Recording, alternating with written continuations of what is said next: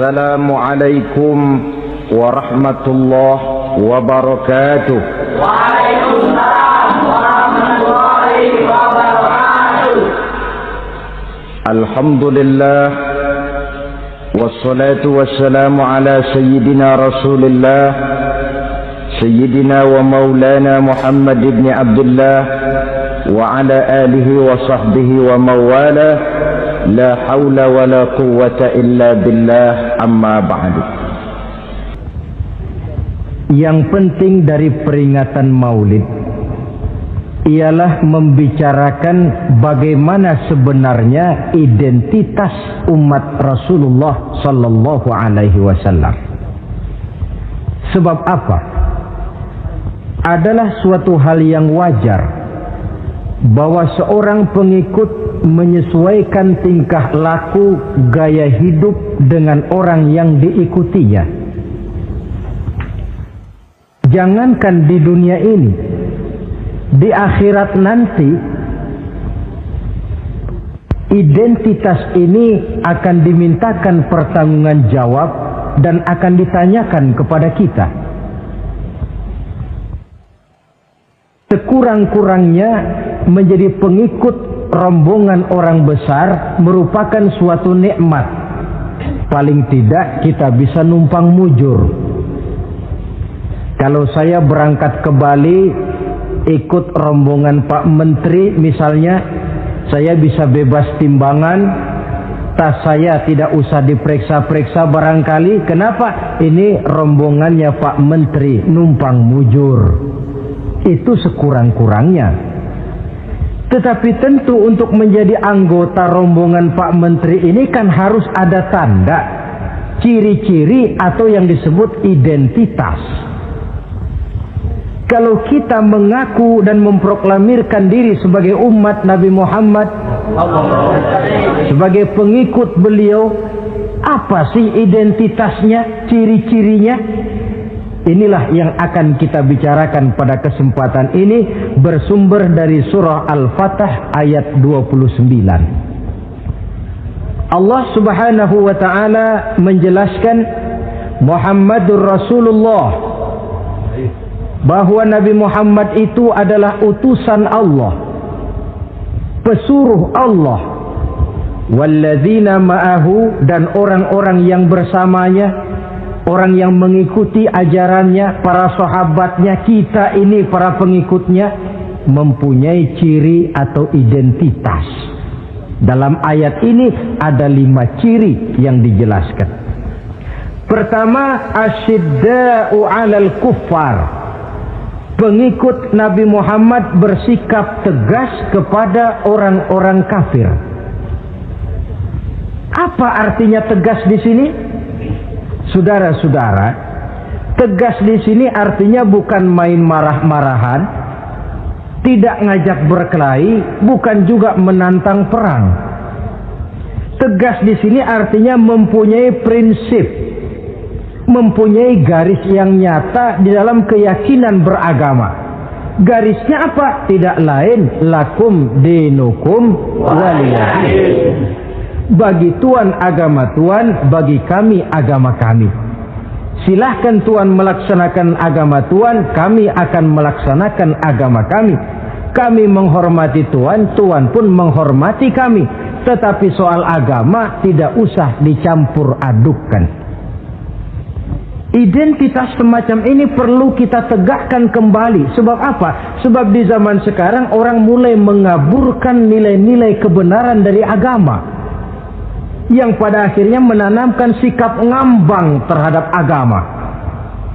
Misalnya kita ini dibuai dengan kalimat yang kelihatannya bagus tapi sebenarnya mengandung racun. Kata orang, jangan fanatik, semua agama kan bagus, semua agama benar, semua agama thayyib. Terus terang saja, saya bukan tidak setuju dengan kalimat itu. Saya beranggapan kalimat itu belum sempurna. Semua agama benar, jangan titik di situ. Itu baru sekedar koma. semua agama benar, koma, bagi penganutnya masing-masing, titik. Semua agama baik, koma, bagi penganutnya masing-masing, titik. Bagi kita yang muslim, yang benar Islam.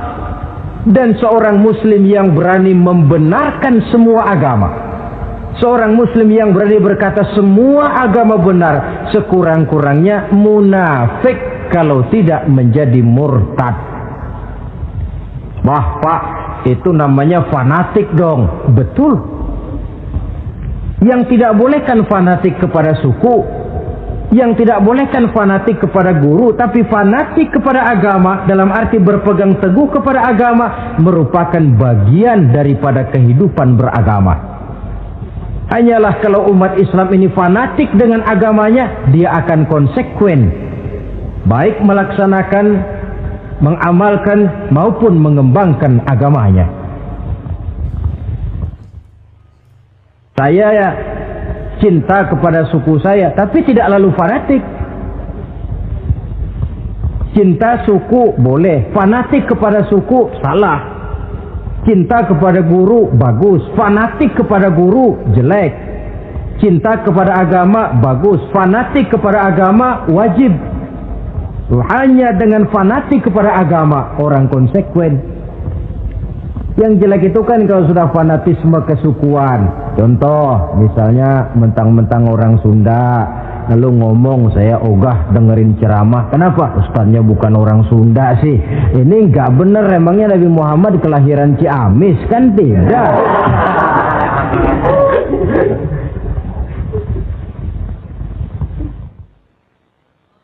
Toleransi ada tempatnya, tetapi tidak menyangkut masalah-masalah ritual, tidak menyangkut masalah-masalah ibadah. Soal bikin jalan umum, mari bersama saudara-saudara kita yang lain agama membangun puskesmas, mari bersama-sama menjaga keamanan, mari sama-sama. Tapi kalau sudah menyangkut masalah ibadah, kembali kita kepada prinsip lakum dinukum waliyadin. Bagi Tuhan silahkan melaksanakan agama Tuhan, kami pun akan melaksanakan agama kami. Silahkan menyebarkan agama, tetapi jangan kepada orang yang sudah beragama. Ini batas toleransi. Jangan menyebarkan agama kepada orang yang sudah beragama. Maka dalam sejarah sudah dibuktikan, alhamdulillah, kalau kita mau objektif menilai sejarah, ketoleransian umat Islam itu sudah dibuktikan oleh fakta sejarah. Tetapi tanpa harus mengorbankan nilai-nilai akidah, keyakinan-keyakinan yang harus kita jaga dan kita pertahankan. Taruhlah kita sekarang masih sanggup berkata dan berpendirian semacam itu. Anak kita, keturunan kita, generasi yang akan datang, jikalau ditanamkan rasa ngambang terhadap agama, lambat laun akan makin tipis nilai-nilai religius itu melekat di dalam jiwanya.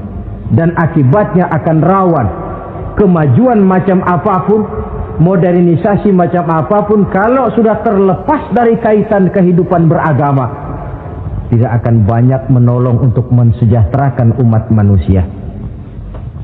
Asyidda'u 'alal kuffar, bersikap tegas kepada orang-orang kafir. Ini sikap yang pertama, identitas yang pertama.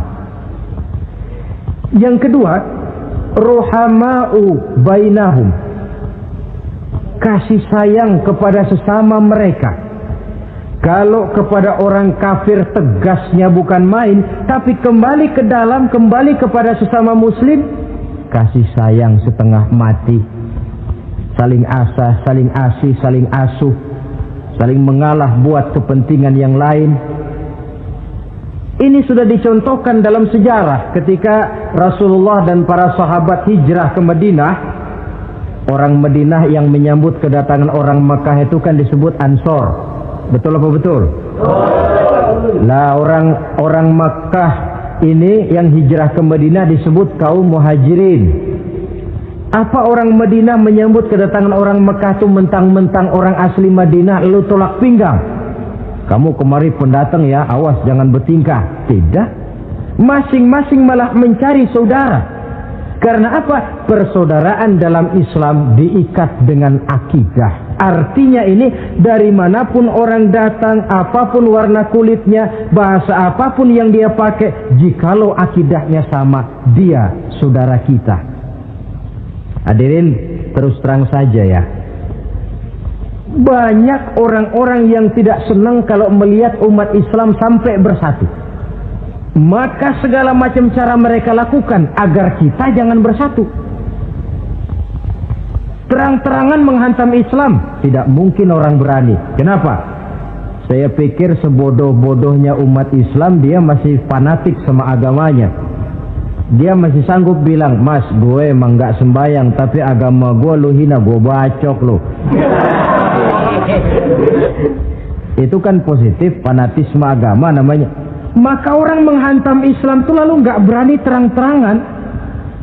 Caranya belajar dari Van der Plas, belajar dari Snokor-Gronye. Mau menghantam Islam, masuk ke tengah-tengah umat Islam. Pakai peci, kalau perlu pakai sorban, pakai sorban. Nggak bisa assalamualaikum latihan, assalamualaikum, hantam Islam dari dalam. Caranya, kalau perlu dibuatkan merek-merek Islam, yang mereknya Islam tapi tujuannya bikin kacau dalam Islam. Muncullah yang namanya Islam ingkar sunnah, muncul yang namanya Islam sejati, Islam. Mereknya Islam, tujuannya bikin kacau dalam Islam. Kalau dia sudah mengkafirkan orang lain yang tidak sepaham dengan dia, tidak mau bermakmum kepada orang yang sepaham dengan dia. Kalau cara ini tidak kena, mereka putar lagu lama. Apa lagu lama itu? Lagu khilafiyah. Lagu lama itu supaya kita sengketa sesama kita, mempersoalkan hal-hal kecil, waktu terbuang, energi habis untuk mempermasalahkan hal yang tak pernah kunjung selesai. Sering kejadian toh di kampung-kampung, yang satu pakai usolli, yang satu tidak, lalu pisah RT. Yang satu azan sekali Jumatan, yang satu 2 kali, lalu bangun masjid lagi. Yang satu kunut, yang satu tidak, asaholo.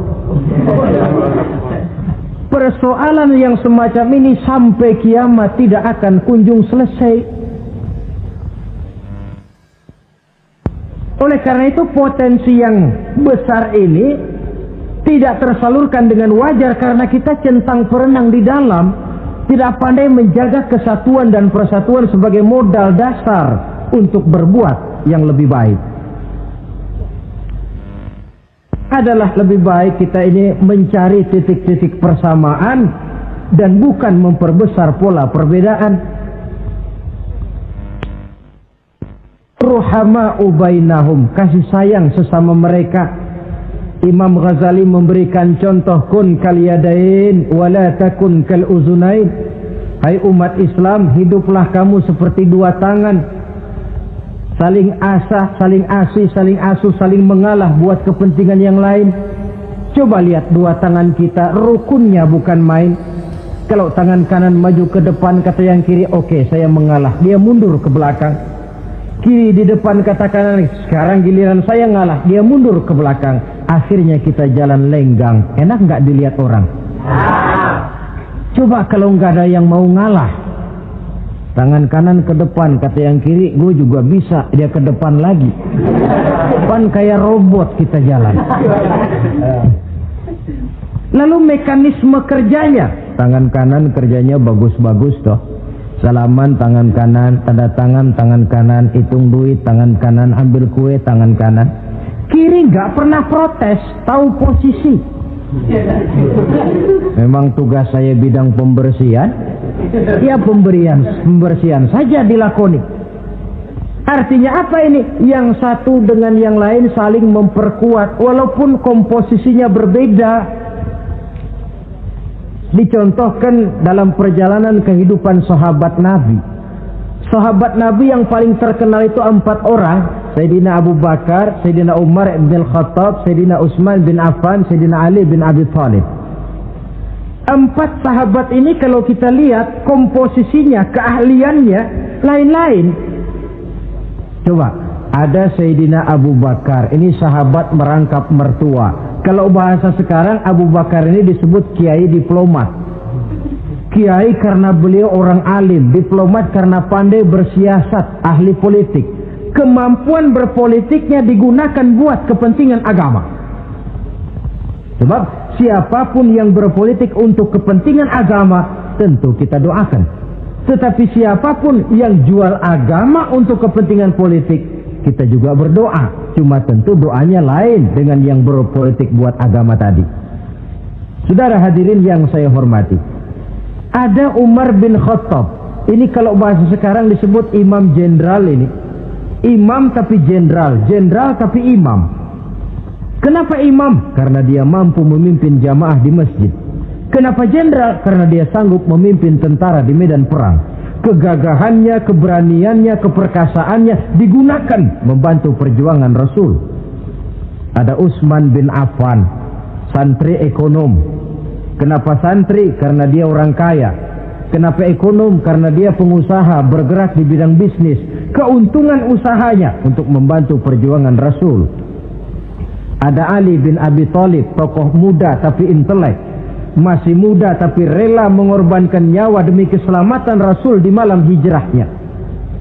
Alangkah nikmatnya umat Islam ini kalau punya kiai diplomat, imam jenderal, santri ekonom, pemuda intelek, yang masing-masing bekerja sama menunjang untuk kepentingan agama.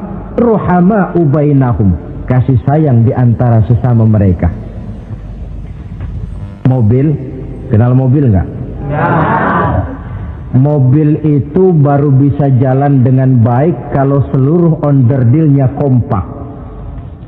Kalau yang satu sudah merasa dirinya lebih penting dari yang lain, alamat mobil udah deket mogok. Misalnya yang jadi bensin nyombong, kalau nggak lantaran saya nggak bakalan jalan nih mobil. Bannya denger, sombong. Kata ban, sombong kamu bensin. Apa kamu kira kamu saja yang penting? Saya tersinggung, kata ban, lalu kempes. Kira-kira kalau ban kempes jalan nggak mobil? Begitulah umat ini. Kayak satu bangunan, ada yang jadi jendela, pintu, tiang, genteng dan sebagainya. Tetapi satu sama lain hendaknya saling memperkuat.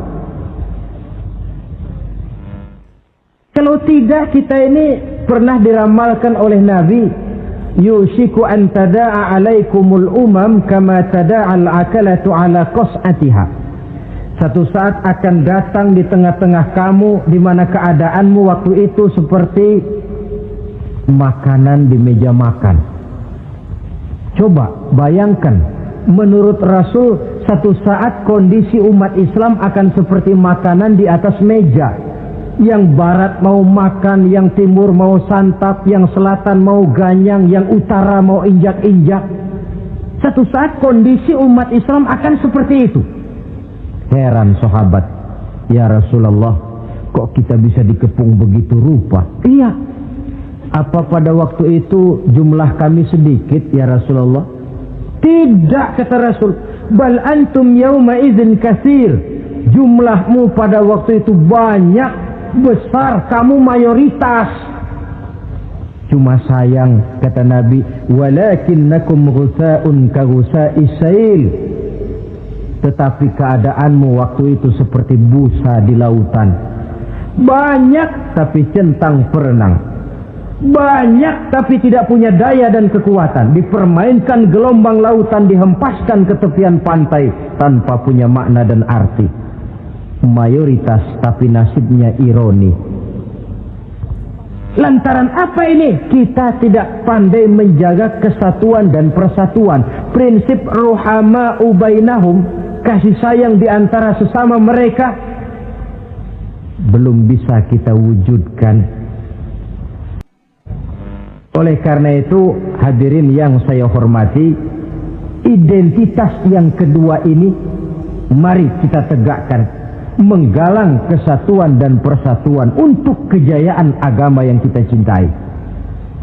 Soal posisi silahkan berbeda, soal profesi silahkan berbeda, Tetapi hendaknya perbedaan ini tidak menyebabkan persimpangan tujuan. Satu sama lain saling memperkuat.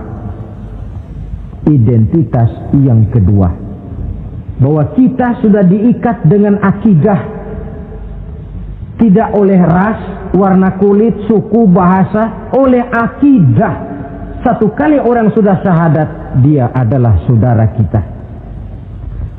Sudah lewat masanya di mana kita umat Islam ini dikotak-kotakan, dan sudah datang waktunya di mana kita bersatu, saling menunjang, saling membantu,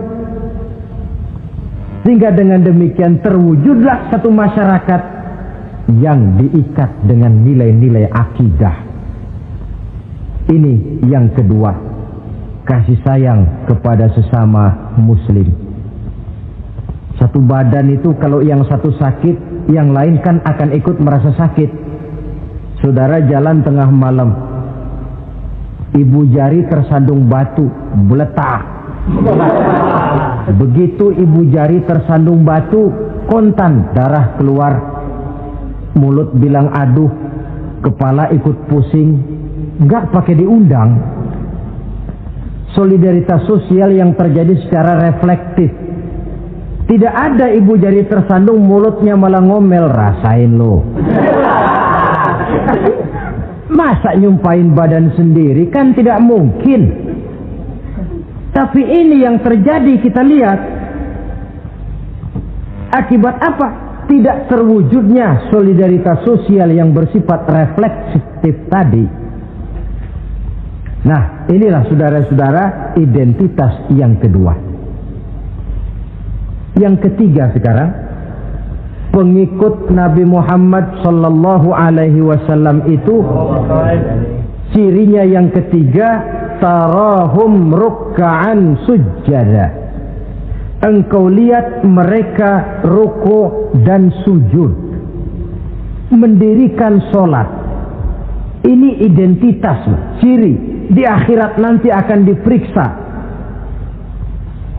dengan seadil-adilnya. Siapa? Saya, Pak. Saya siapa? Pengikut Nabi Muhammad. Betul? Betul. Baik. Pengikut Nabi Muhammad itu tandanya ruka'an sujada, ruku' dan sujud. Sampean ngaku umat Nabi Muhammad, sujud, pernah sembahyang? Sembahyang juga, Pak. Berapa kali? Nggak banyak-banyak, Pak, setahun 2 kali. Kapan itu? Idul Fitri sama Idul Adha. Kata petugas, syarat kurang, minggir. Sebab sering dikatakan sholat itu kan ada yang harian, ada yang mingguan, ada yang tahunan. Ada yang sholatnya harian. Yang harian ini juga 2 macam, ada yang belang-belang, ada yang mulus. Kalau yang belang-belang itu kalau zuhur sholat, asar out. Asar kepegang, maghribnya melayang. Maghrib ketangkep, isaknya terbang. Itu lumayan ketimbang yang seminggu sekali cuma Jumat saja.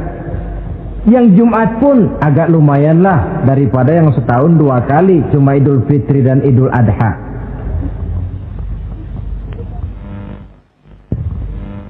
Tetapi bagaimanapun juga sholat ini memang merupakan keperluan dalam kehidupan kita. Ciri identitas yang memperkaya kepribadian. Pengikut Nabi orangnya ruku' dan sujud. Sehingga di zaman sahabat tadi kondisi mereka digambarkan kalau siang seperti kuda perang, tetapi kalau malam seperti pendeta. Maksudnya apa? Di medan perang mereka gagah, tapi kalau sudah ruku' dan sujud bukan main khusyuknya. Ruku' dan sujud. Dengan kata lain, ciri pengikut Nabi Muhammad orangnya mendirikan sholat. Nah, masalahnya sekarang apa perlunya sholat dalam kehidupan kita? Yang jelas dia untuk menggembirakan Allah kok. Se-ASEAN orang tidak ada yang sholat, Allah tidak akan berhenti jadi Tuhan. Manfaatnya akan kembali kepada kehidupan. Nah, apa perlunya sholat dalam kehidupan kita? Ada beberapa hal yang bisa kita angkat ke permukaan tentang perlunya sholat ini. Jadi sholat itu perlunya kita, sehingga suatu saat nanti kita tidak lagi berkata saya wajib sholat, tapi kita akan berkata saya perlu sholat. Apa perlunya sholat dalam kehidupan kita? Pertama, sholat itu membuat orang rendah hati, tidak melonjak menjadi angkuh dan sombong. Yang kedua, sholat itu membuat orang tahu diri. Yang ketiga, sholat itu mendatangkan ketenangan jiwa dan ketentraman batin lantaran orang punya sandaran vertikal kepada Allah. Sehingga agama menekankan benar ini bukan cuma untuk kita, tapi juga anak kita, keturunan kita. Sehingga Nabi mengajarkan, ajari, didik anak-anakmu sholat pada umur 7 tahun. Kalau umur 10 tahun mereka sudah berani meninggalkan sholat, pukul. Bukan dengan tujuan menyakiti, tapi mendidik anak supaya disiplin dengan sholatnya. Kayaknya kita yang hidup di zaman serba modern ini, soal anak mau sholat atau tidak, kayaknya orang tua itu, kalau istilah anak sekarang, cuek-cuek aja. Jarang yang mengadakan inspeksi, pengecekan anaknya sudah sholat apa belum, lalu sholatnya disiplin apa tidak. Jarang yang memberikan sugesti dan rangsangan supaya anaknya mendirikan sholat. Saya jarang mendengar orang tua muslim yang berkata, nak, kalau kau hafal Fatihah dengan artinya bapak beliin sepatu baru. Nak, kalau kau hafal juz amma, bapak beliin sepeda. Sugesti untuk hal-hal yang bersifat agama sangat langka. Tapi kalau sudah hal-hal yang bersifat umum, wah, nah, kalau kamu lulus nanti SD ya, kita piknik ke Tangkuban Perahu, lulus SMP tur ke Bali, lulus SMA piknik ke Singapura. Rangsangan dan dorongan, baguslah itu.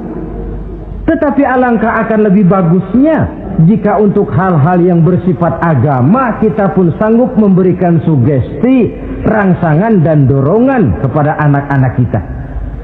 Sehingga sejak kecil mereka sudah terbiasa dengan sholat. Sejak kecil mereka sudah disiplin dengan sholatnya. Wah, kalau tidak, kayu itu kalau mau dibengkokkan pada saat dia masih kecil. Kalau sudah besar baru mau dibengkokin, repot kayu itu. Membentuk orang soleh itu harus dimulai sedini mungkin.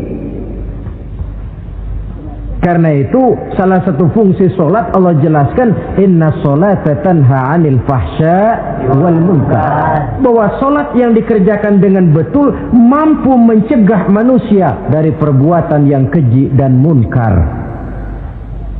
Jadi dengan kata lain, orang yang disiplin dengan sholat, terpeliharalah dirinya dari perbuatan yang keji dan munkar.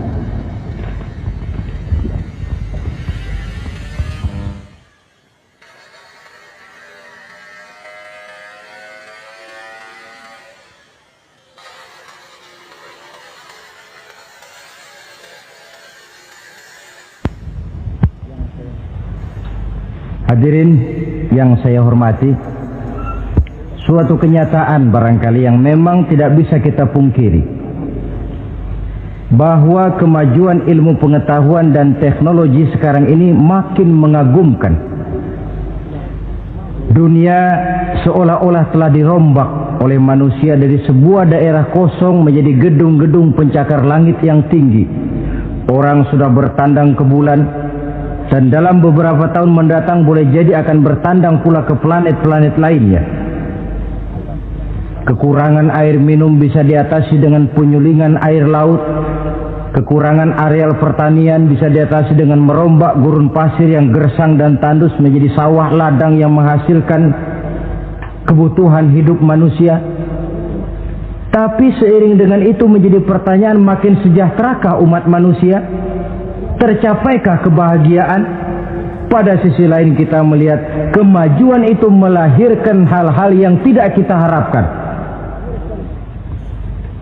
Apa yang kita sebut dengan penyakit dunia modern, yang rupanya makin banyak dokter, makin banyak juga penyakit, makin banyak rumah sakit, makin aneh nama penyakit. Pola yang paling berbahaya ialah jikalau kemajuan itu menyebabkan manusia sampai mendewa-dewakan ilmu dan teknologi. Dan ini yang sering saya istilahkan dengan berhala abad 20. Kalau dulu orang menyembah berhala yang namanya Latta, Uzza, Manat, Hubal, orang zaman sekarang secara tidak langsung banyak yang menjadi penyembah komputer, penyembah sains dan teknologi, mendewa-dewakan otak, lalu lupa bahwa sepanjang yang bisa dilakukan oleh manusia adalah berusaha dan berusaha, sementara ketentuan mutlak datang dari Allah Subhanahu wa ta'ala. Disinilah perlunya ruku dan sujud, agar manusia tahu benar hakikat dari mana dia datang, di mana dia sekarang, mau apa dia di sini, dan kemana dia akan pulang. Oleh karena itu, pada kesempatan ini saya mengajak, marilah identitas ini kita tegakkan dalam diri kita, menjadi pengikut yang ruku dan sujud di hadapan Allah. Sebab di sana terdapat sumber kekuatan, baik dia kekuatan batin, kekuatan jiwa, kekuatan dalam semangat perjuangan, kekuatan dalam menegakkan yang ma'ruf dan menghancurkan yang munkar. Sandaran kita kepada Allah. Saudara mungkin masih ingat ketika Rasulullah dan Abu Bakar hijrah, mereka berdua tidak langsung ke Madinah tapi berada di Gua Sur 3 malam 2 hari lamanya. Orang kafir Quraisy yang mengejar sampai juga di mulut gua itu. Andai kata mereka menengok saja ke bawah, sudah kelihatan Nabi dan Abu Bakar, tapi mereka tidak menoleh.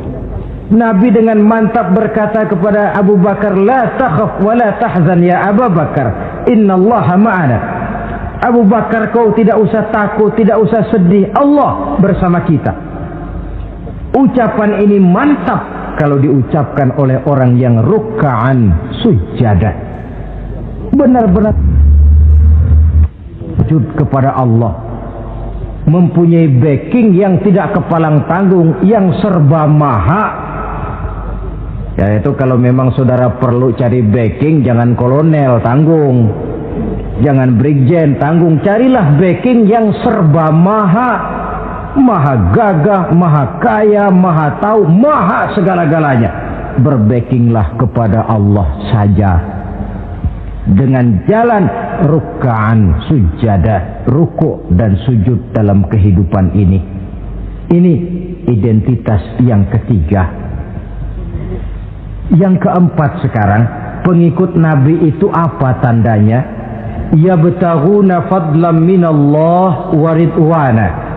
Mereka selalu mencari karunia dan keridhaan Allah. Karunia dan keridhaan.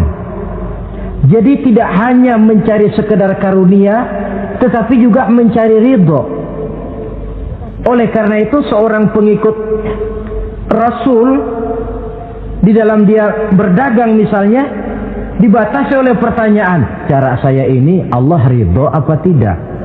Dia cari rezeki, dibatasi oleh pertanyaan, Allah ridho apa tidak? Dia menginginkan jabatan yang tinggi, tapi tetap dalam kerangka pertanyaan, kalau cara ini Allah ridho apa tidak?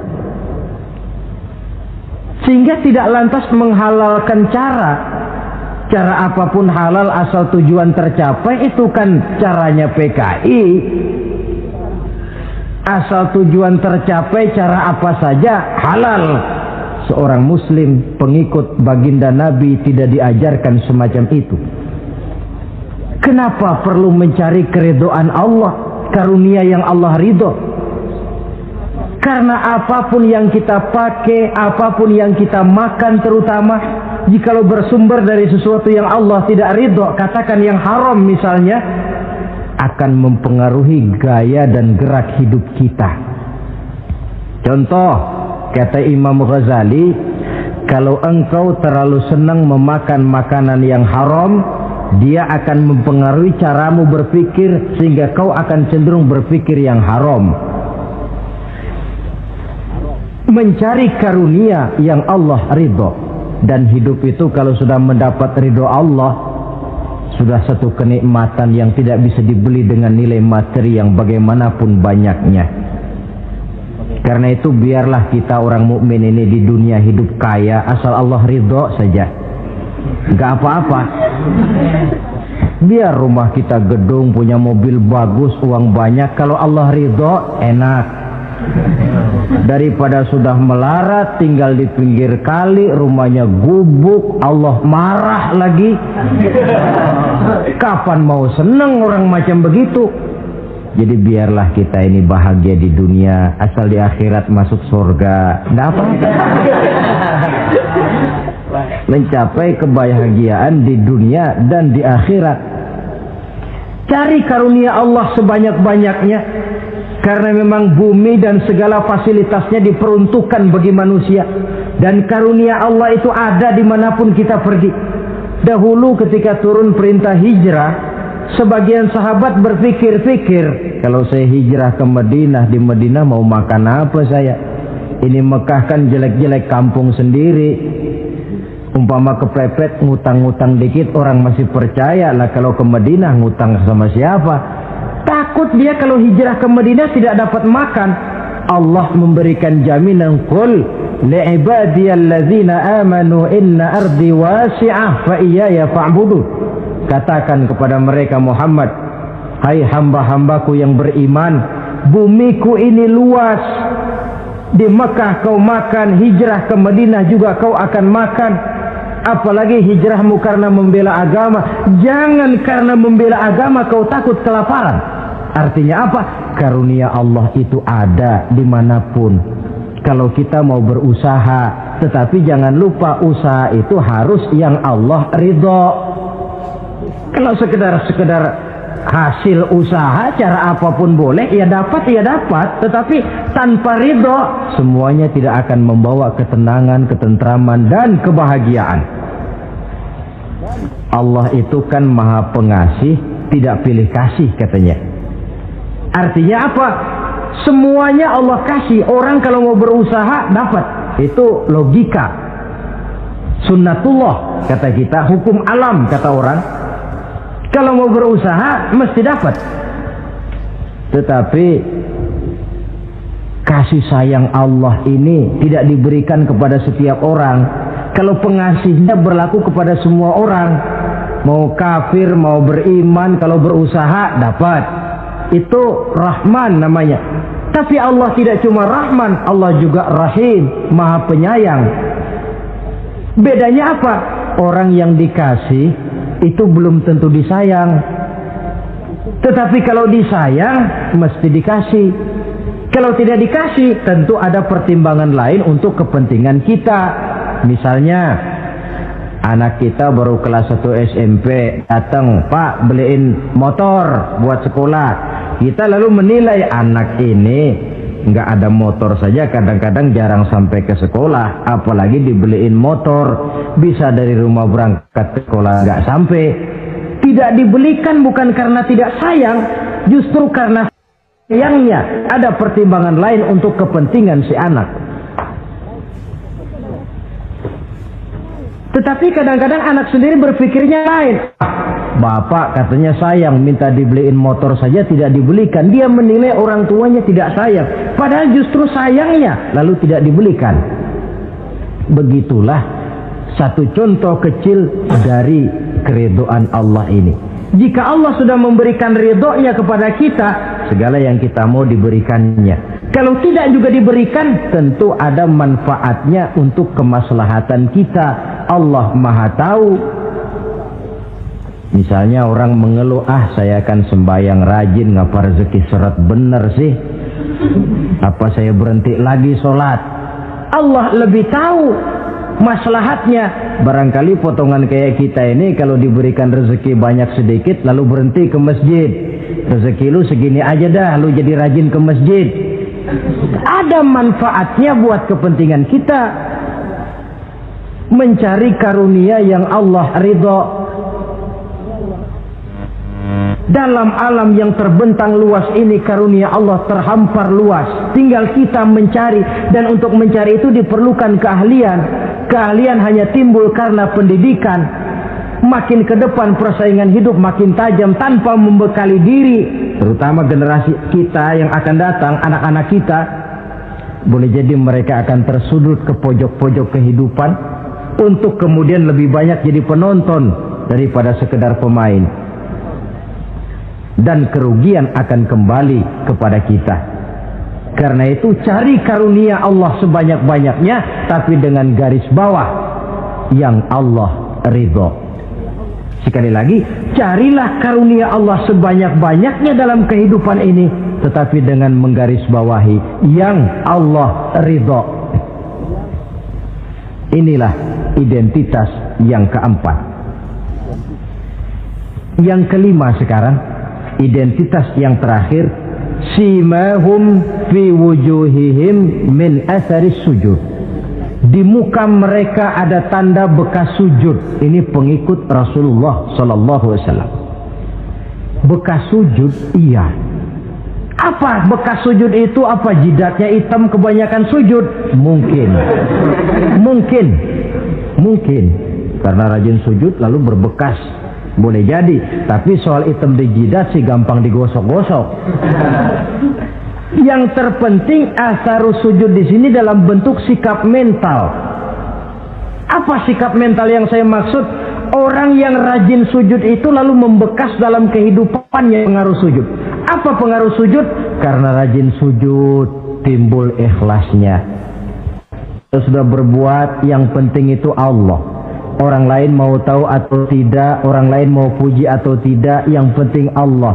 Sebab kalau sudah dia usolli fardal maghribi Allahu Akbar, dia tinggalkan dunia dan seluruh isinya. Naik dia menghadap Allah. Selamat tinggal sebentar dunia, nanti saya balik lagi.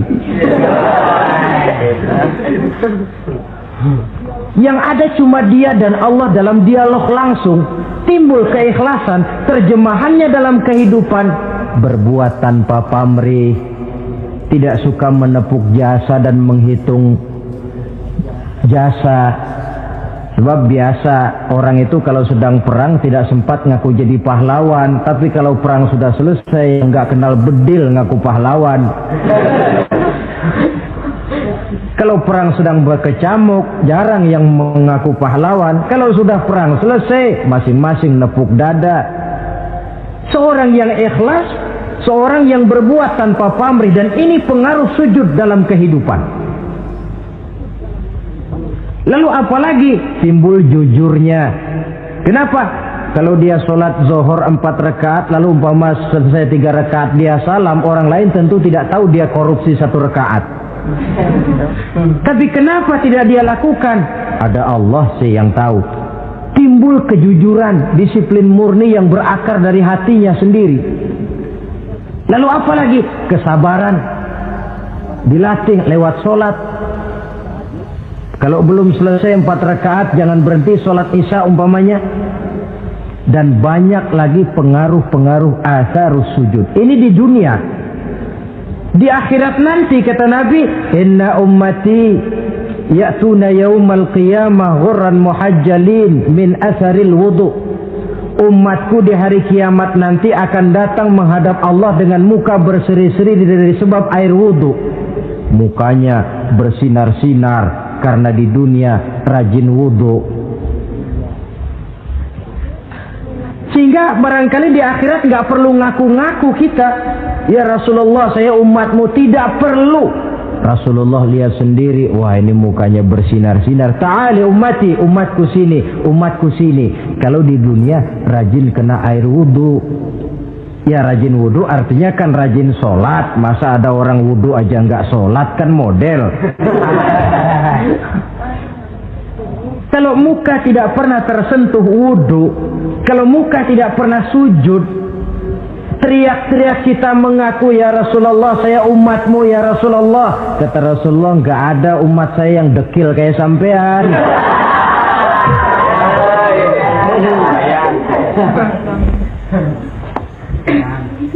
Itulah sebabnya Pada kesempatan ini saya mengajak mari membiasakan diri berwudu. Tidak cuma untuk sholat. Saudara mau berangkat ke kantor, wudu dulu, bagus. Saudara mau pergi berdagang, wudu dulu, cakep. Saudara mau pergi kuliah, mau pergi sekolah, wudu dulu, bagus. Di samping kebersihan jasmani, juga kebersihan rohani. Tengok saja. Kalau kita membasuh tangan pada saat wudu mulai Allahumma inni as'aluka yumna wal barakah wa a'udzubika minasyu'mi wal halakah. Itu kan yang kita baca? Ya Allah, saya mohon keberkahan di dua tangan ini, supaya tangan ini kalau dibawa dagang untung, dibawa menanam lalu panen, dibawa berusaha menghasilkan rezeki. Dan saya berlindung kepadamu ya Allah, jangan sampai tangan ini membawa kesialan dan kecelakaan.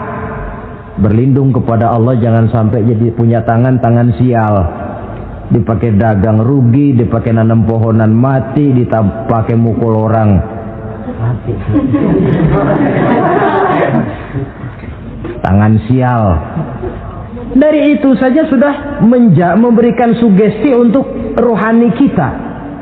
Kebersihan jasmani, kebersihan rohani terpelihara karena wudu.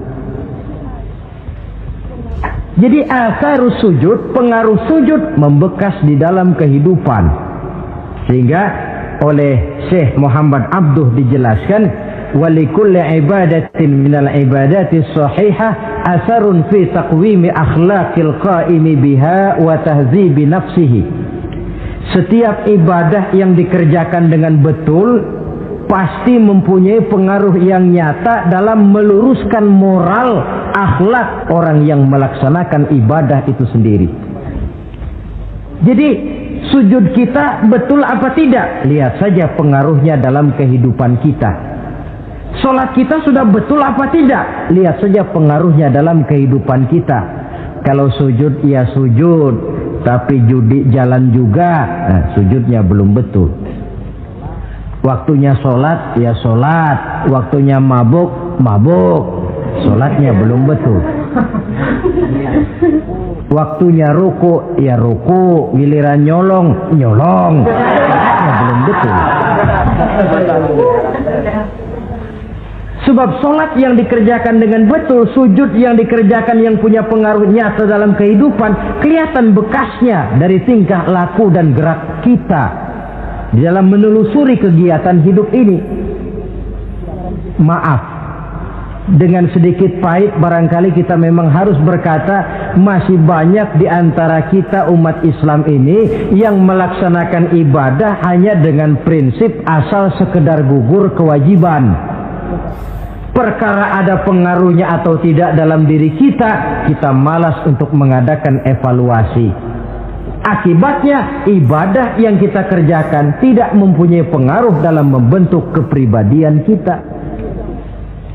Orang yang mengucapkan syahadat ada pengaruh dalam jiwanya. Orang yang mendirikan sholat ada pengaruh dalam membentuk kepribadiannya. Orang yang melaksanakan puasa ada pengaruh dalam perkembangan jiwanya. Orang yang mengeluarkan zakat ada pengaruhnya dalam mengelola hartanya. Orang yang melaksanakan ibadah haji ada perubahan dalam kegiatan hidupnya. Dari yang negatif kepada yang positif tentunya. Simahum fi wujuhihim min athari sujud. Di muka mereka, di muka pengikut Rasulullah ini ada tanda pengaruh bekas sujud. Karena rajinnya dia melaksanakan sujud di dalam kehidupan ini. Nampak pengaruh yang nyata di dalam kehidupannya, dalam gerak dan tingkah lakunya. Saudara hadirin, ma'asyiral muslimin rahimakumullah. Inilah 5 identitas yang harus kita tegakkan jikalau kita mau jadi umat yang konsekuen. Tidak sekedar bangga-banggaan menyandang titel umat Nabi, apalagi konon mengharapkan syafaatnya di akhirat nanti, padahal sebagai pengikut kita tidak menyesuaikan diri dengan yang kita ikuti. Bagaimana mau mengharapkan fasilitas yang namanya syafaat? bahwa syafaat pertolongan Rasul itu ada, tetapi fungsinya kan ibarat orang punya kain, syafaat itu nambel. Saudara punya kain, sobek-sobek sedikit, ditambel oleh yang namanya syafaat. Sholat kurang sedikit, ditambel oleh syafaat. Sodakoh ada campur riya sedikit, tidak karena Allah sedikit, syafaat. Jadi kalau punya kain sobek ada syafaat. Nah kalau kainnya tidak punya, yang mau ditambel apanya? Sholat tidak, puasa tidak, di akhirat aman dah dapat syafaat. Tentu terlalu berlebihan, terlalu optimis mengharapkan sesuatu yang kita memang tidak punya modal dasar untuk memperolehnya. Baiklah ya, kesimpulan. Pertama, sebagai pengikut kita harus menyesuaikan diri dengan yang kita ikuti. Identitas. Suatu umat hanya akan berwibawa, hanya akan dihitung dan dipandang orang kalau dia tegak dengan identitasnya. Kalau macan sudah kehilangan sifat galaknya, orang tidak takut lagi kepada macan. Dan kalau kambing sudah kehilangan sifat jinaknya, banyak orang takut miara kambing. Kalau umat Islam sudah kehilangan identitasnya, dia akan menjadi umat yang kehilangan wibawa dan tidak pernah ditakuti oleh musuh-musuhnya. Seenaknya saja orang mengacak-acak kehidupan kita sebagai umat kalau tidak punya identitas. Yang kedua, kesimpulan yang kedua, identitas itu bisa kita ringkaskan. Pertama, tegak dengan keyakinan inna dina indallahil Islam. Menumbuhkan fanatisme agama dalam arti berpegang teguh kepada agama. Menempatkan toleransi pada tempatnya yang wajar. Tidak mencampur adukan semua agama. Tegas di dalam mempertahankan akidah.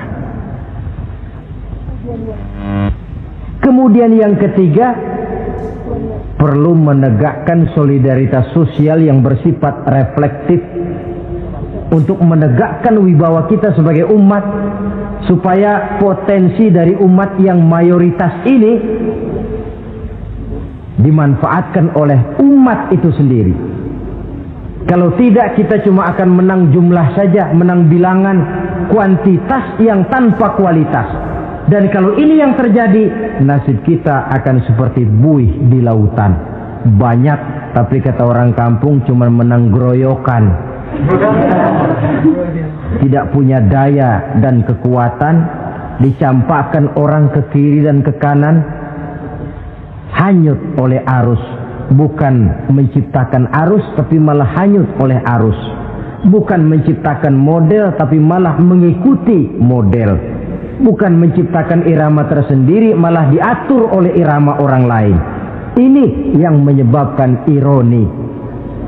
Tegaklah dengan kesatuan dan persatuan, dengan lebih memperbanyak mencari titik-titik persamaan dan bukan memperbesar titik-titik perbedaan. Yang keempat, rukuk dan sujud sebagai sandaran vertikal kepada Allah. Selama kita umat ini masih rajin rukuk dan sujud, selama itu pula nilai optimisme masih ada dalam jiwa dan diri kita. Ya Allah, persilahkan orang memperlakukan kami sesuka hatinya, tapi kami yakin ya Allah, Engkau tidak akan mendiamkan. Satu saat pertolonganmu mesti datang. Itu akan mantap kita ucapkan kalau kita melaksanakan rukuk dan sujud.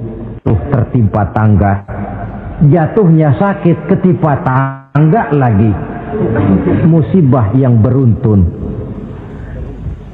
Rukuk dan sujud sebagai sandaran vertikal. Yang kelima, karunia Allah dan keredoan Allah jangan dipisah. Cari karunia sebanyak-banyaknya, tetapi dalam batas-batas yang diridhoi Allah. Sebab kalau tidak, karunia itu akan makin membuat kita jauh dari Allah. Ilmu karunia itu Tapi kalau tidak diridhai Allah, Nabi ingatkan, man izdada ilman wa lam yazdad huda lam yazdad minallahi illa bu'da. Orang yang bertambah ilmu tapi tidak bertambah hidayah, dia hanya akan semakin jauh dari Allah. Jauh dari Allah menimbulkan kegersangan dalam jiwa, kepanasan dalam hati, sehingga jauhlah kita dari ketenangan hidup. Karunia yang Allah ridho. Dan Islam melarang umatnya untuk berpangku tangan menunggu keajaiban dari langit. Berusaha, berikhtiar, berdoa, lalu bertawakal kepadanya. Yang terakhir, hendaknya ibadah yang kita kerjakan dievaluir, ditinjau kembali apa pengaruhnya dalam kehidupan kita. Sebab setelah selesai melaksanakan suatu ibadah, hendaknya nilai ajaran yang terkandung dalam ibadah itu bisa kita terjemahkan dalam kehidupan kita. Sehingga gerak kita dalam sholat dengan tingkah laku kita di luar sholat ada kesinambungan. Gerak kita di dalam bulan Ramadan dengan tingkah laku kita di luar Ramadan ada kesinambungan. Namanya ibadah yang kita kerjakan ada pengaruhnya dalam memperbaiki kehidupan kita. Dengan satu prinsip, ibadah itu kita kerjakan adalah kemanfaatannya kembali kepada kehidupan kita. Saudara hadirin yang saya hormati, inilah pembicaraan kita pada pertemuan kita kali ini. Dengan harapan tentunya dalam memperingati Maulid kita tidak hanya sekedar melakukan satu tradisi, tidak hanya sekedar hura-hura, tidak hanya sekedar ikut-ikutan, sebab bagaimanapun peringatan semacam ini bukan tujuan. Ini cuma sekedar alat. Kalau peringatannya yang jadi tujuan, selesai memperingati, selesai sudah. Kayak saudara tujuannya mau ke Bogor, kira-kira kalau sudah sampai Bogor pulang lagi enggak? Pulang. Kenapa? Tujuan sudah tercapai. Tujuannya cuma memperingati Maulid. Sudah selesai. Ya sudah selesai segala-galanya. Yang tidak sholat kembali tidak sholat, yang teler kembali teler. Pokoknya kan udah Maulid. Itu kalau dijadikan tujuan. Maulid sekali lagi bukan tujuan, cuma sekedar alat.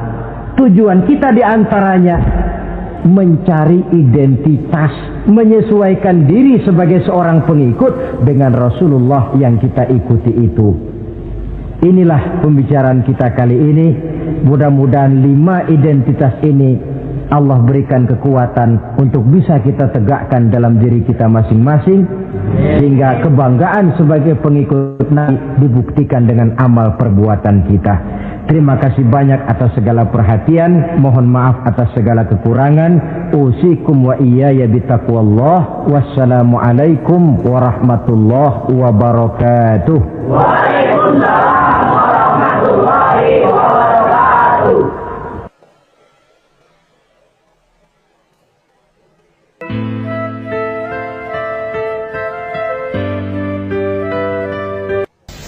Bapak-bapak, ibu-ibu, saudara-saudara kaum muslimin rahimakumullah. Murai di dahan dan kokok ayam di kandang. Dunia ini penuh dengan berbagai macam kesibukan.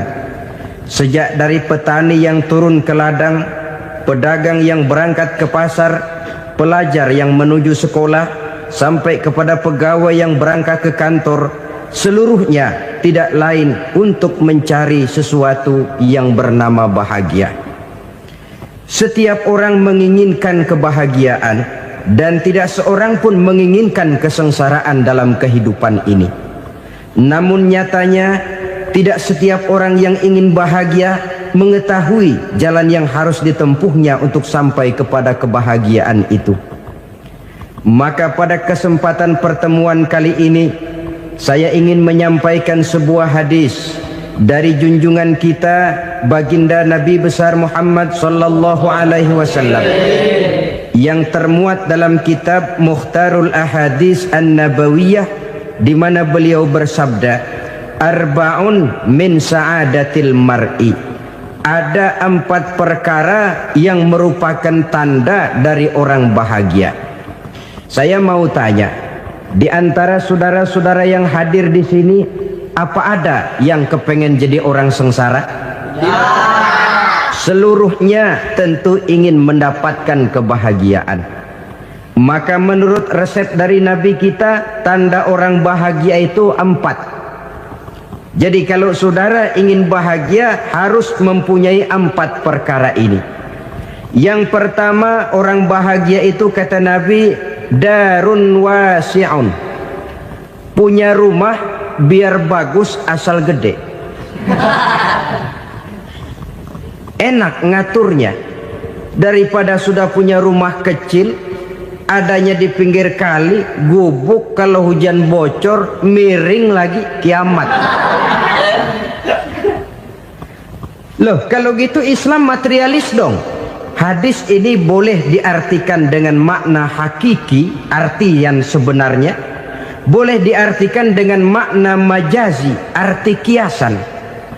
Kalau dia diartikan dengan arti kias, maka yang dimaksud darun wasi'un ay qalbun wasi'un. Rumah yang luas tidak lain daripada hati yang lapang. Karena di situ kunci kebahagiaan yang sebenarnya.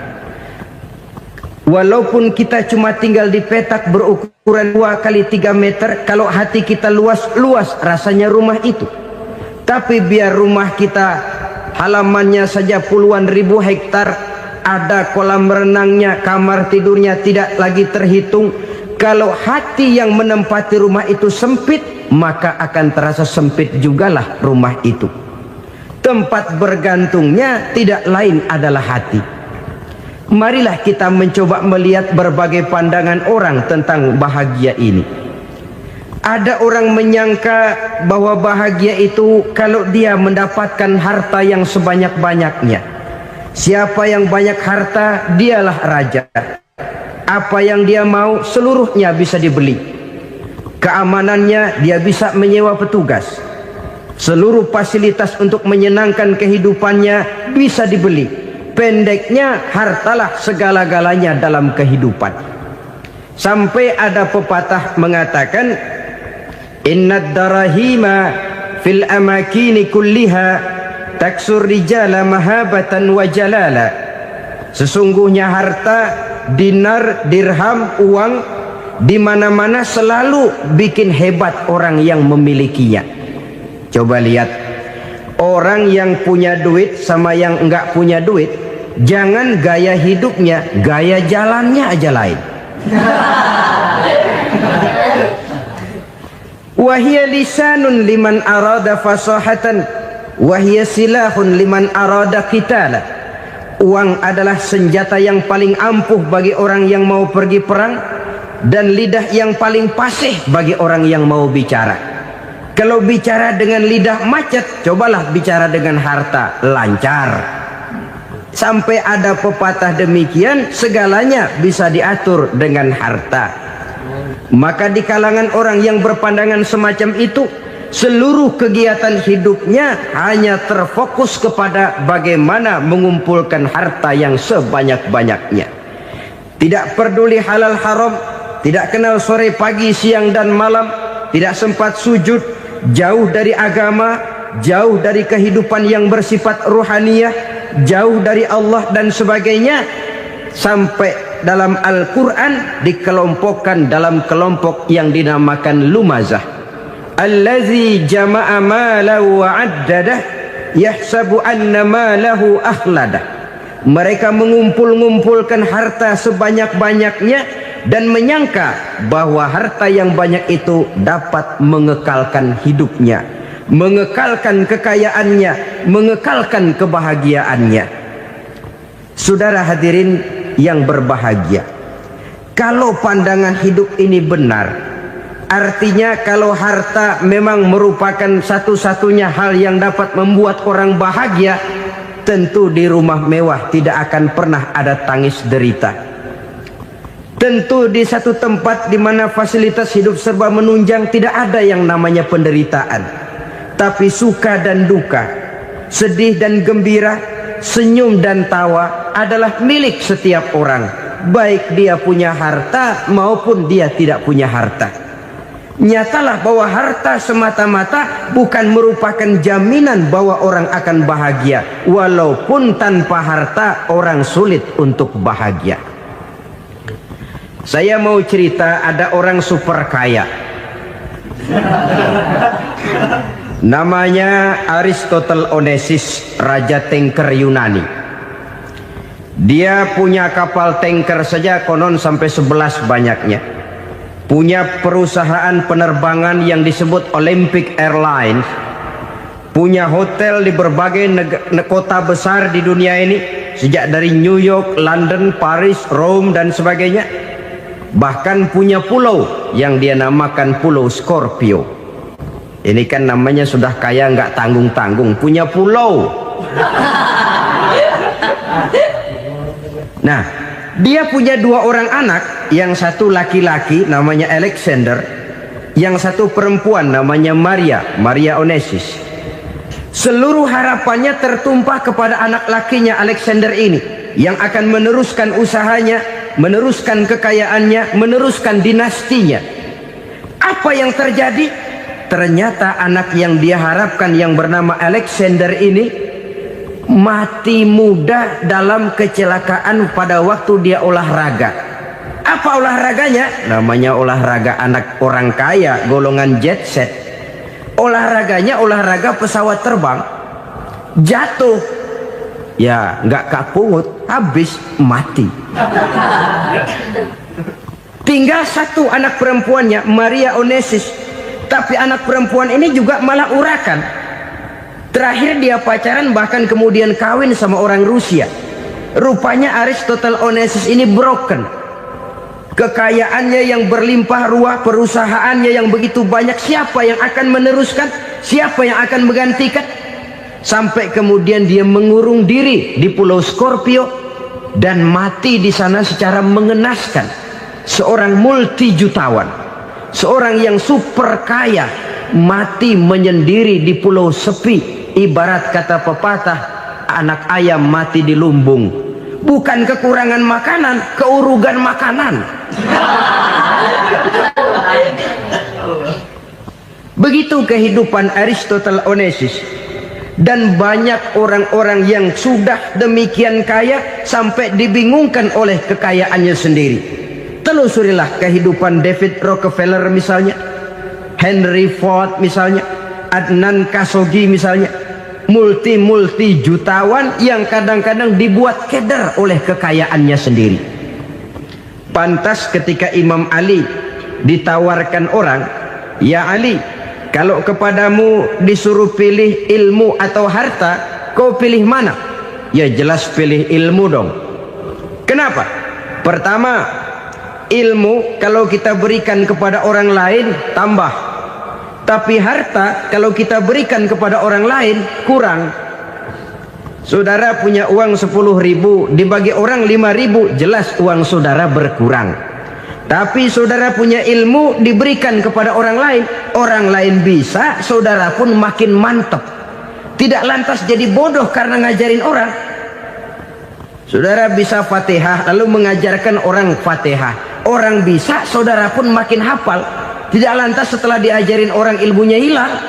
Begitu datang dia minta orang, "Tolong ajarin saya Fatihah." Udah habis, nggak ada.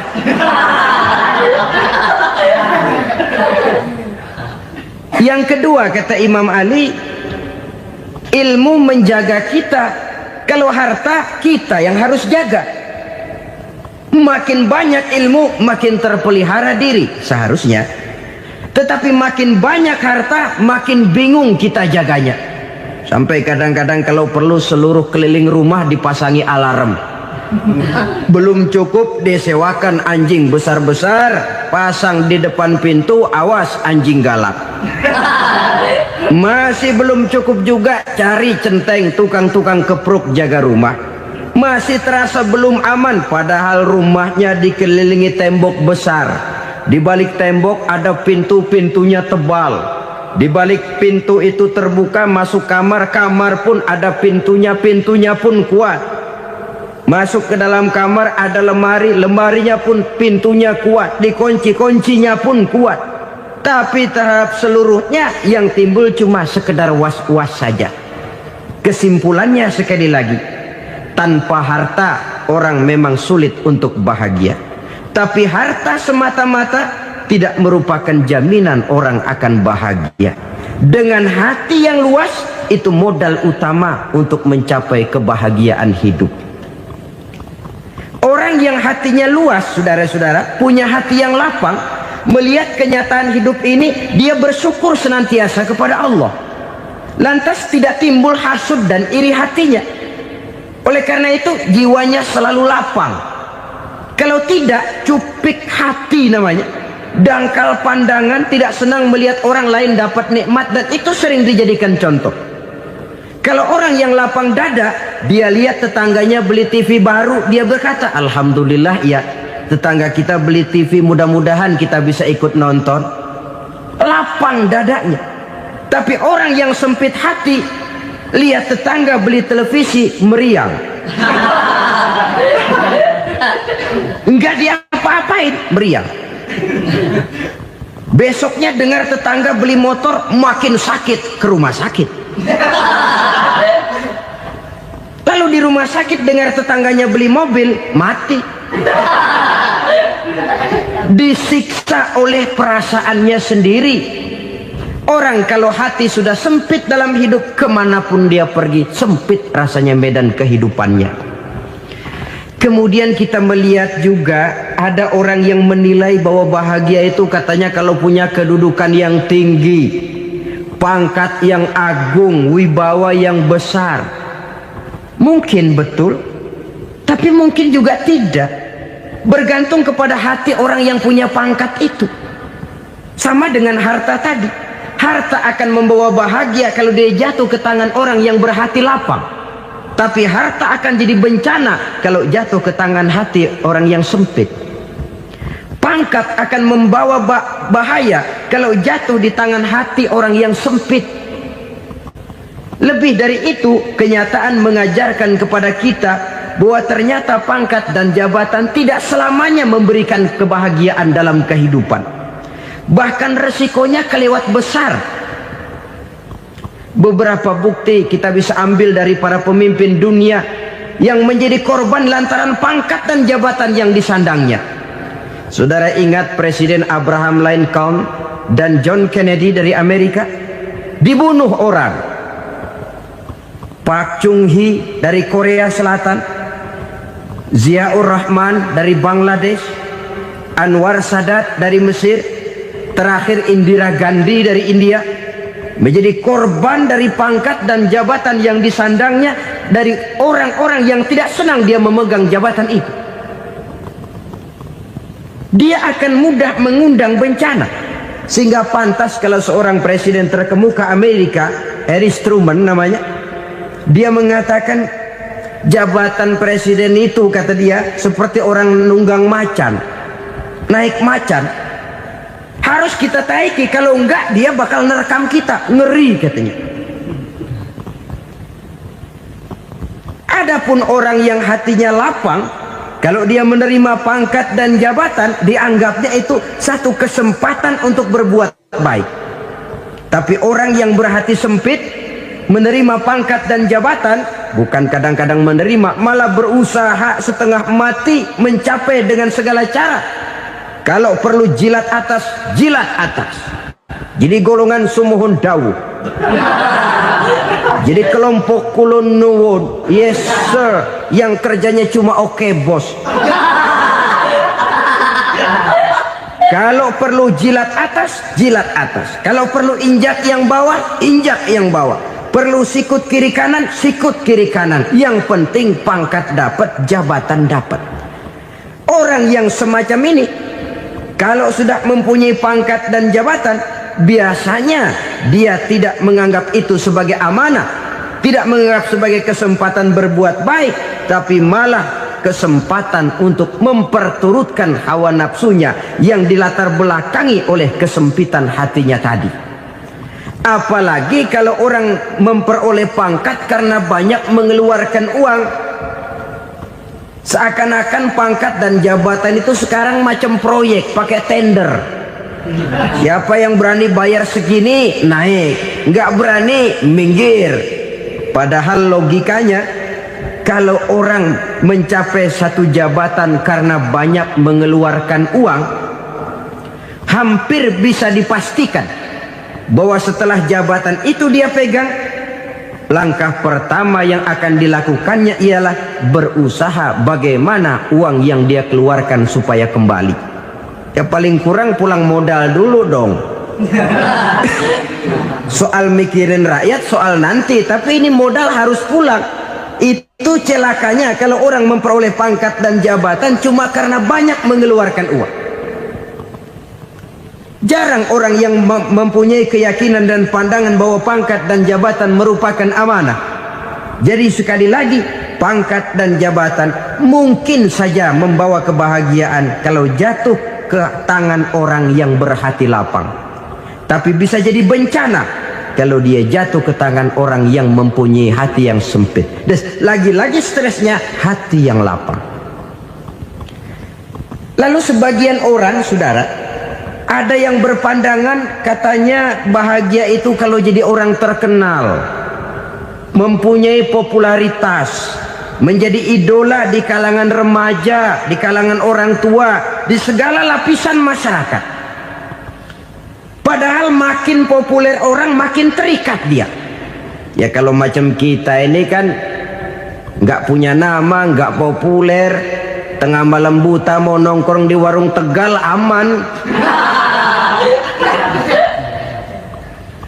Tapi pangkat, jabatan, kedudukan, popularitas menyebabkan kita diikat dengan berbagai macam peraturan. Cuma mandi sama ke WC saja yang nggak dikawal.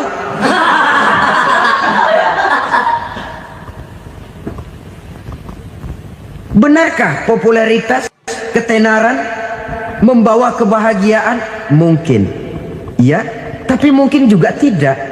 Kenapa? Banyak orang-orang populer yang mengakhiri hidupnya secara tragis. Kita ambil beberapa nama.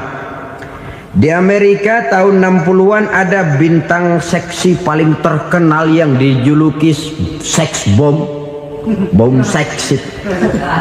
Sampai sekarang jadi legenda, namanya Marilyn Monroe. Singkatan doublenya itu inisialnya MM, Marilyn Monroe. Terkenal, top, sampai dia mati tahun 62, namanya sekarang masih saja dibicarakan orang. Kenapa dia bunuh diri? Tidak punya hartakah dia? Banyak. Kurang populerkah dia? Seluruh dunia mengenalnya. Sejak rakyat kecil sampai pejabat tinggi dia punya hubungan. Kenapa? Jenuh. Dia terlahir dalam keadaan yatim. Setelah itu tidak lama dia berangkat remaja, ibunya meninggal, pindah dari wanita asuh ke wanita asuh sampai 12 orang ibu angkatnya. Dan kekecewaan yang paling parah, setiap laki-laki yang dekat dengannya hanya seperti kapal berlabuh, datang dan pergi silih berganti. Padahal dia merindukan seseorang yang bisa melindungi hidupnya. Dia rindukan itu dan dia tidak pernah menemukan. Itu yang akhirnya menyebabkan dia minum pil tidur kelewat dosis, minum obat tidur kebanyakan, ya tidur terus sampai sekarang.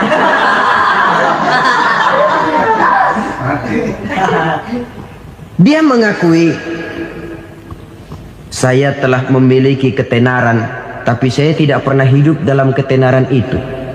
Saya pandai main sandiwara, tapi saya ingin hidup dalam alam yang real sebagaimana umumnya orang. Itu yang dia rindukan. Menyusul jejak yang namanya Marilyn Monroe ini, Billie Holiday, saudara kenal tentu. Di rumah sakit dirawat. Dia juga minum obat overdosis, mati lagi. Jimi Hendrix minum obat tidur overdosis kelewat batas, mati lagi. Lalu yang menghanyutkan diri di danau, Janis Joplin dan Brian Jones. Ini orang-orang populer, orang-orang terkemuka yang mengakhiri hidup secara tragis Bukan karena tidak terkenal, mungkin karena sudah saking terkenalnya. Contoh paling belakangan, Bruce Lee. Wah, ini tukang-tukang keprok tentu kenal siapa dia. Sampai sekarang pun tabir kematiannya masih merupakan misteri. Dan yang masih hidup juga menunjukkan gejala yang aneh. Michael Jackson, rumahnya di Beverly Hills itu dijaga sedemikian rupa, dan dia selalu curiga kepada setiap makanan harus steril, bersih dari segala macam kimia. Kemana dia pergi, itu tukang-tukang keprok sudah selalu menjaga dan mengawal, dan dia seakan takut menunjukkan mukanya yang asli. Hingga kalau tampil ke tengah di luar show, dia kadang memakai pakaian yang tidak menunjukkan dia yang sebenarnya, takut dikenali orang. Ternyata popularitas sering jadi momok yang meracuni kehidupan manusia. Oleh karena itu, benarlah junjungan kita pada saat beliau mengajarkan orang akan bahagia kalau dia mempunyai hati yang lapang. Nah, sekarang masalahnya untuk mendapatkan hati yang lapang, caranya bagaimana? Kita kembali kepada konsep Quran. Allah mengajarkan, ala inna bi dzikrillahi tatmainnul qulub. Ketahuilah bahwa dengan banyak mengingat Allah, hati akan tenang, jiwa akan lapang. Dengan kata lain, dekat dengan agama, merasakan kehadiran Allah dekat dalam hidup, itu muara pertama untuk mencapai hati yang lapang. Ala inna bi dzikrillahi tatmainnul qulub. Jangan macam orang sekarang ingin mendapatkan ketenangan lalu tapak di puncak gunung, di gua-gua, di tempat sepi. Iyalah kalau nggak ada ular. Kalau tergigit ular berbisa, ketenangan belum, mati jelas itu. Islam positif untuk mendapatkan ketenangan. Ala inna bi dzikrillahi tatmainnul qulubi. Bahwa ketahuilah bahwa dengan banyak mengingat Allah, hati akan tenang, jiwa akan lapang, nuansa pikiran akan luas. Karena yang namanya bahagia ada dimanapun manusia berada.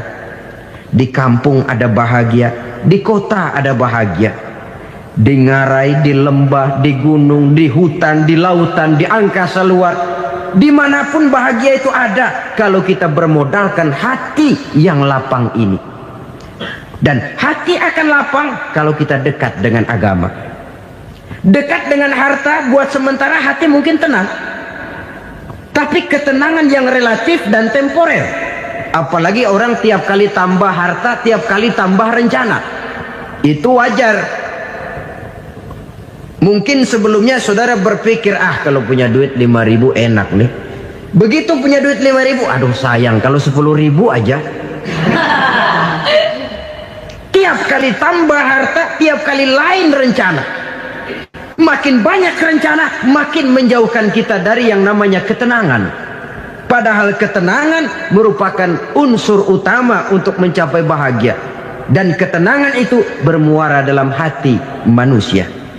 Tengoklah kehidupan ini. Orang yang banyak harta dengan orang miskin, berbedakah rasa sakit yang mereka tanggungkan? Rasanya tidak. Walaupun si kaya tidur di kasur empuk berselimutkan sutra mahal, sementara si miskin meringkuk di balai bambu yang keras dan kasar. Apabila maut datang, dia juga tidak pernah pilih bulu. Maut datang menjemput si kaya di singgasana keemasannya, dikelilingi oleh para pengasuh, dayang dan inang serta para pengawal. Dan maupun datang menjemput si miskin papa sehingga ia tergelepar di tepian jalan. Kedua-duanya bernama mati. Kalau nyata bahwa sakit yang ditanggung si kaya tidak beda dengan sakit yang ditanggung si miskin, bukan harta semata yang membuat orang bahagia. Hati yang tenang, jiwa yang lapang penuh kedamaian. Karena banyak berzikir dan mengingat Allah, itu merupakan modal utama untuk mencapai sesuatu yang bernama bahagia.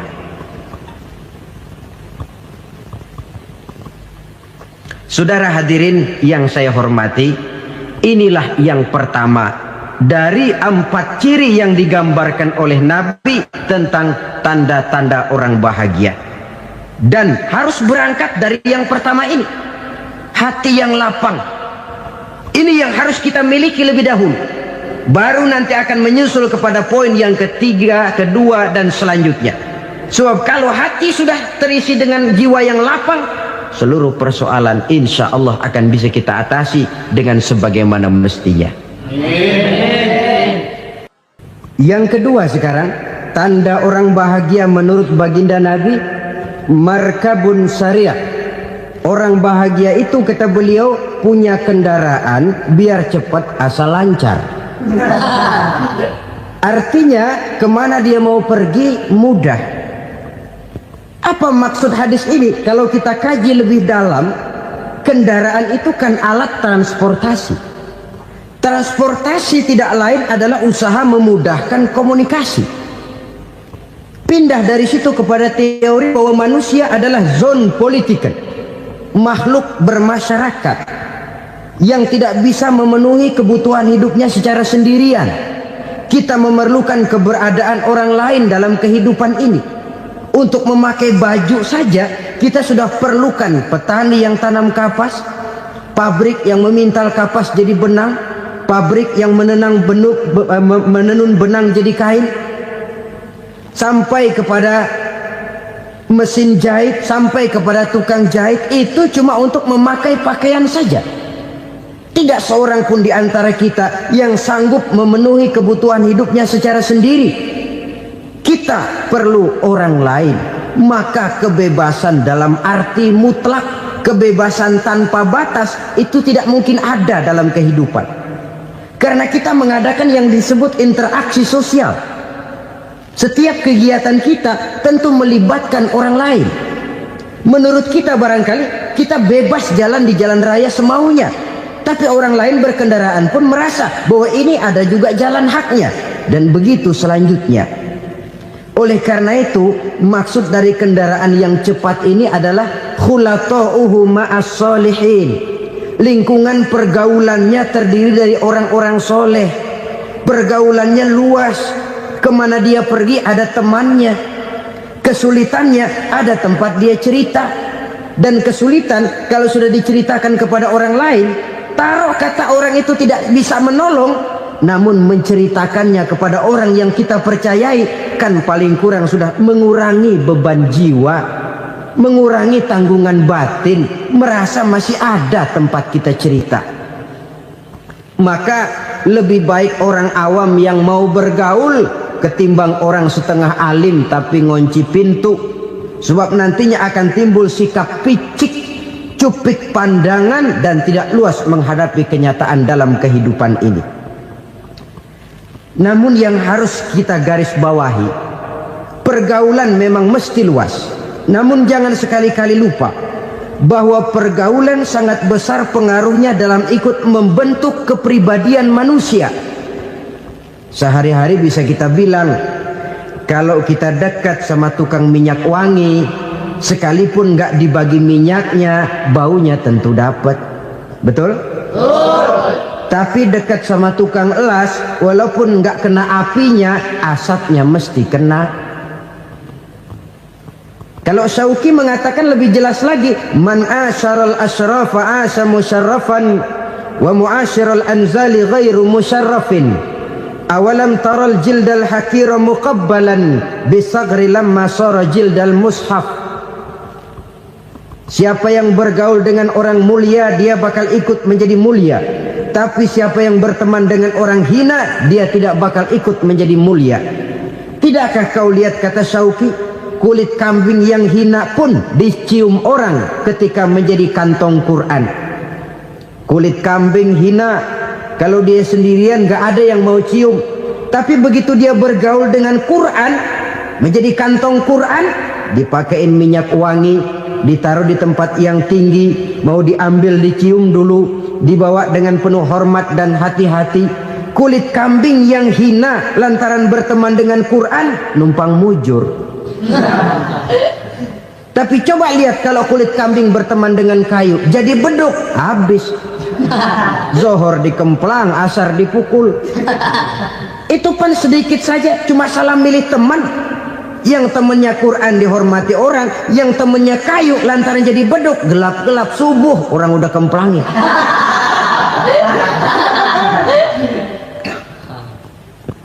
Maka terutama kepada adik-adik remaja yang masih mencari identitas diri, yang ibarat kaset masih kaset kosong, mudah diisi oleh apapun, pandai-pandailah memilih teman dalam bergaul. Karena banyak orang yang tadinya baik-baik, ketika terseret dalam pergaulan dengan orang yang tidak baik, kebaikannya menjadi lentur dan luntur. Tapi berapa banyak bajingan-bajingan tengik, orang-orang yang berlumur noda dan dosa, tiap hari melakukan maksiat, namun bergaul dengan orang yang baik-baik, pada akhirnya sedikit demi sedikit beringsut dan berangsur dia terbiasa mengikuti kebaikan-kebaikan. Saya tekankan ini kepada remaja karena mereka masih mencari identitas diri. Apa yang mereka lihat mereka mau, apa yang mereka dengar mereka ingin tahu. Coba lihat kehidupan remaja. Pulang nonton film Rambo, pengen jadi Rambo, gagah, maunya belekai melulu. Pulang nonton film Superman, pengen bisa terbang. Pulang nonton India, nyanyi melulu. Wajar, mereka masih mencari identitas diri. Saya ini sebenarnya siapa? Lingkungan, pergaulan akan membentuk itu. Karena itu pandai-pandailah bergaul, karena ia sangat besar pengaruhnya dalam ikut membentuk kepribadian manusia. Apalagi sifat yang jelek lebih cepat menularnya ketimbang sifat yang baik. Sifat yang baik, watak yang soleh itu lambat sekali untuk menular. Tapi yang tidak baik, kan prosesnya mah kalau remaja biasanya mula-mula dengar. Karena dengar lalu pengen tahu. Karena pengen tahu lalu ngeliatin. Begitu ngeliatin kan pengen nyobain. Setelah nyobain ketagihan. Nah, ini prosesnya. Yang namanya ganja, morfin, narkotik awalnya kan begitu. Mula-mula dengar katanya kalau sudah fly to the sky, sudah melayang ke langit katanya, disitulah puncak kebahagiaan. Mulanya cuma dengar. Karena dengar pengen tahu. Karena pengen tahu lalu ngeliat, kumpul sama orang yang suka ngeganja. Setelah ngeliat, nah pengen ngerasain. Begitu ngerasain enak juga, ketagihan. Kalau sudah ketagihan jadi penyakit kronis, bisa merembet kepada yang lain. Iya, kalau orang tuanya mampu untuk beli morfin, beli ganja. Kalau tidak kan pikirannya ngayap, jemuran siapa ya gue sabet. Timbullah perbuatan-perbuatan negatif yang bermula dari salah pergaulan. Apalagi buat adik-adik remaja yang tinggal di kota-kota besar, yang pengaruh budaya, pengaruh kesenian, pengaruh struktur kehidupan yang nampak makin individualistis, di mana persaingan tajam, tensi ekonomi tinggi, orang mudah mengalami stres. Pandai-pandailah dalam bergaul, sekali lagi, karena ia sangat besar pengaruhnya dalam ikut membentuk kepribadian manusia. Orang bahagia punya kendaraan yang cepat, artinya punya pergaulan yang luas, dan lingkungan pergaulannya terdiri dari orang-orang yang soleh. Kemana dia pergi ada teman, kesulitannya ada tempat dia cerita. Tapi kalau sudah menyendiri, hidup sendiri, kesulitan dipikiri sendiri, bisa mati belum waktunya. Tidak ada tempat berbagi rasa, tidak ada tempat bercerita, tidak ada tempat mengurangi beban dalam kehidupan. Pantas betul kalau Islam sangat menggalakkan dan menganjurkan orang kalau sudah sampai waktunya itu untuk melangsungkan nikah. Kata Nabi, ya ma'syaras syabab man istata'a minkumul ba'at falyatazawwaj. Hai para pemuda, kalau sudah mampu memberi nafkah, kawinlah, nikahlah kamu. Kenapa? Sudah ada teman hidup, tempat berbagi rasa. Kesulitan kalau ada tempat cerita akan lebih ringan ketimbang kita telan sendiri, walaupun bobot kesulitannya sama beratnya. Saudara-saudara kaum muslimin rahimakumullah, inilah ciri yang kedua, punya kendaraan biar cepat asal lancar. Kemana kita mau pergi gampang. Dengan kata lain, setelah hati yang luas, pergaulan yang luas. Dua.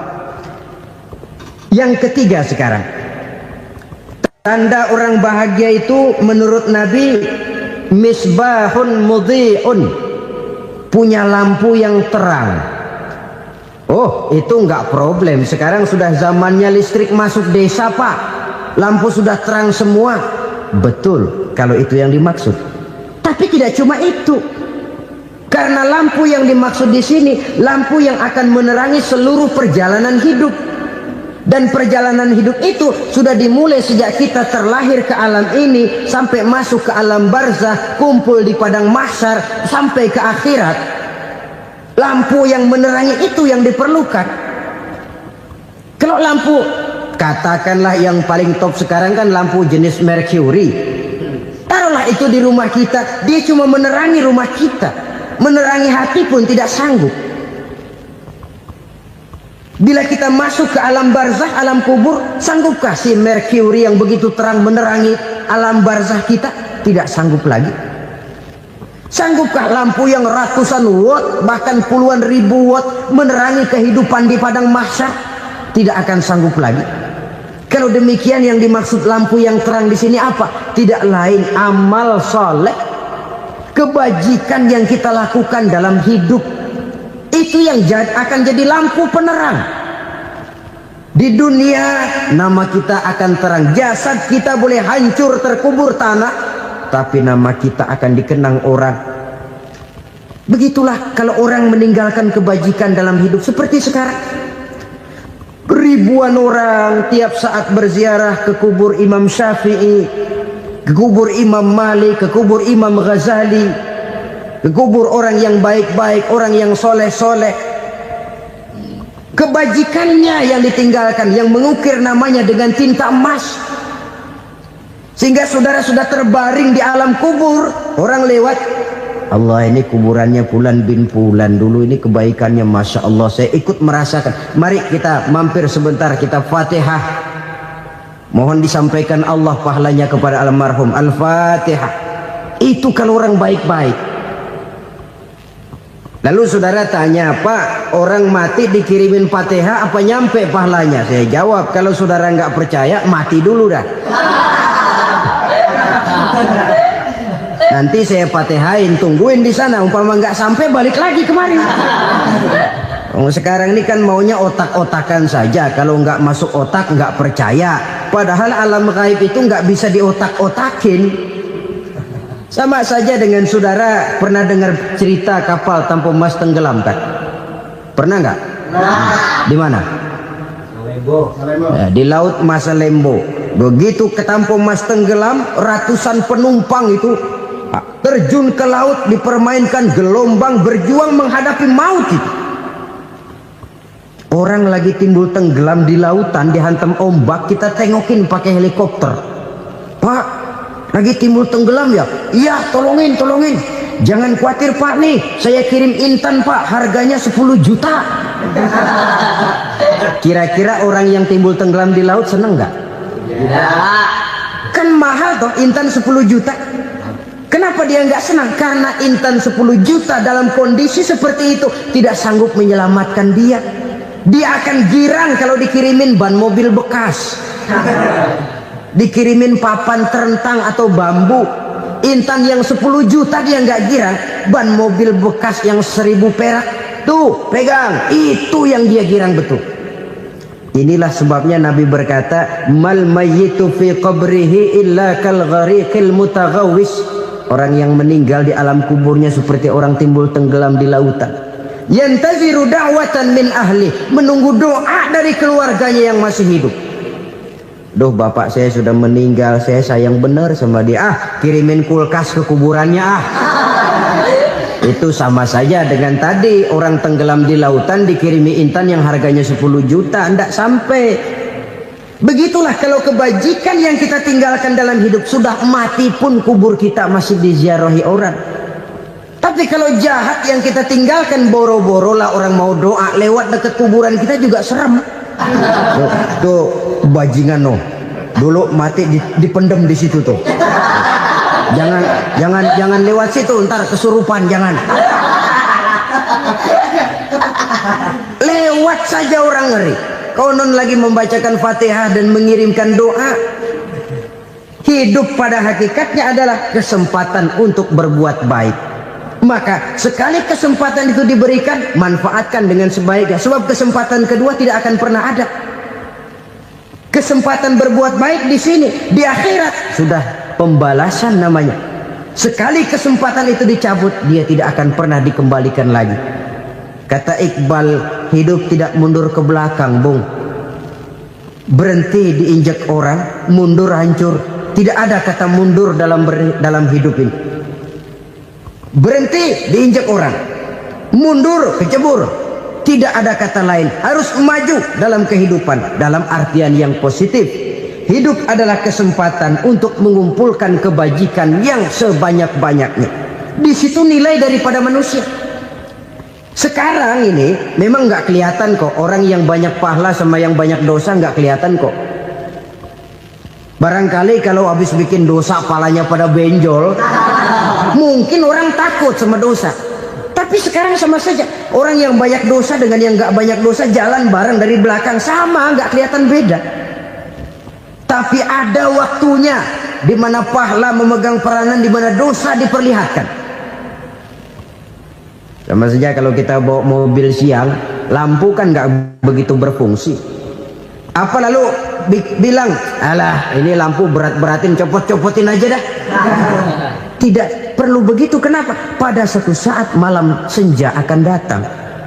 Bila matahari terbenam, senja pun datang, gelap mulai merayap, disitulah baru terasa perlunya lampu. Pahala begitu. Sekarang orang yang nggak ada pahalanya nggak kelihatan dalam kehidupan. Tapi pada suatu saat senja kehidupan akan datang. Ajal merenggut nyawa, malam merayap, dan hidup mulai diliputi kegelapan di alam barzah. Dikala itu kalau nggak punya lampu, alangkah malangnya kita. Sebab amal yang baik, kata Nabi, di alam barzah itu akan diciptakan menjadi perempuan yang cantik menemani kita. Amal yang jahat akan menjadi orang yang paling jelek nemenin kita. Sudah di tempat gelap yang nemenin jelek.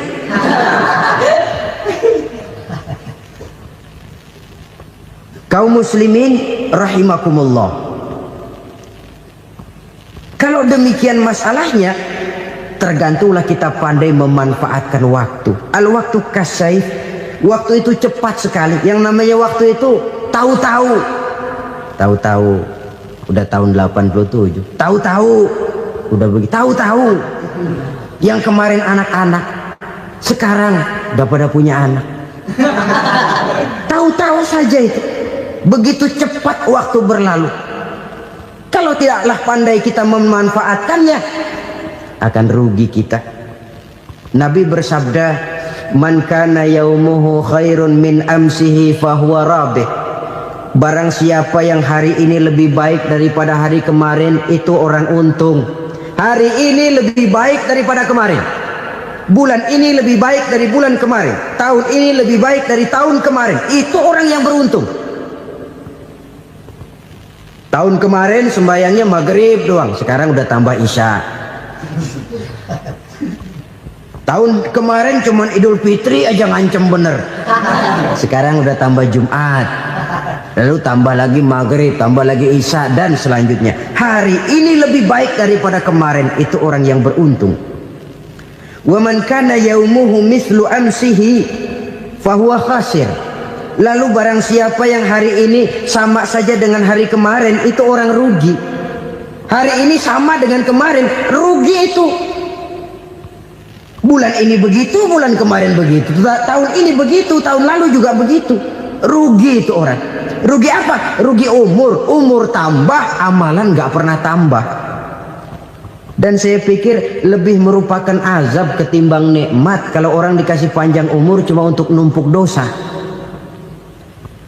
Mending mana? Panjang umur banyak dosa sama pendek umur dikit dosa? Mending mana? Mending mana? Ya, paling mending tentu panjang umur banyak pahala. Tapi kalau tidak, sekali lagi, lebih merupakan azab ketimbang nikmat kalau orang diberikan panjang umur tapi cuma untuk sekedar menumpuk dosa. Kehilangan kesadaran bahwa dunia bukan terminal akhir dari satu perjalanan.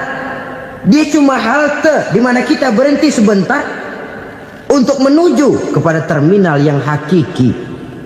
Saudara-saudara kaum muslimin rahimakumullah, inilah lampu yang akan menerangi kehidupan, amal yang kita lakukan di dalam kehidupan.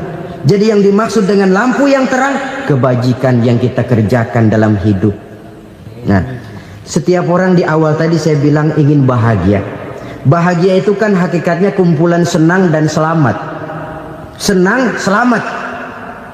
Apa bedanya? Senang tapi tidak selamat, nggak bahagia. Selamat tapi nggak senang, nggak bahagia orang. Contoh, kalau orang korupsi, duitnya banyak, senang dia, tapi keselamatannya. Ada tentara baris di samping rumahnya udah bingung, padahal tentara latihan. Tentara cuma latihan, dia bingung. Senang, tapi karena keselamatannya tidak terjamin, dia tidak bahagia.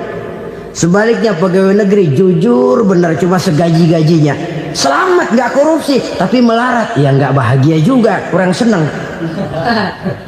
Kesenangan dan keselamatan untuk dunia saja, ya sekali lagi, kalau cuma sekedar untuk dunia saja bisa dibeli pakai uang, bisa dibeli pakai uang.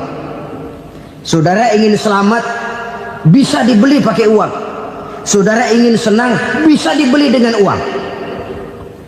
Tapi setelah mati masuk ke alam barzah, habis kekuasaan uang. Nggak bisa lagi beli keselamatan pakai uang, tidak mungkin lagi membeli kesenangan dengan uang. Di situ pahala yang megang peranan. Makin banyak pahala, makin banyak saham untuk membeli kesenangan dan keselamatan, untuk memperoleh yang namanya bahagia.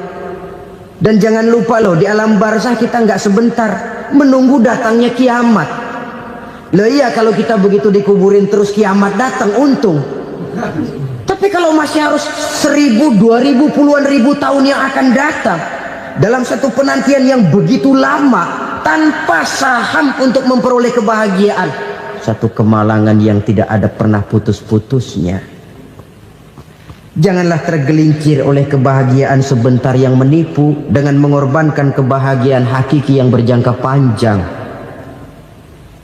Apa artinya senyum sejenak kalau harus ditebus dengan tangis seumur hidup?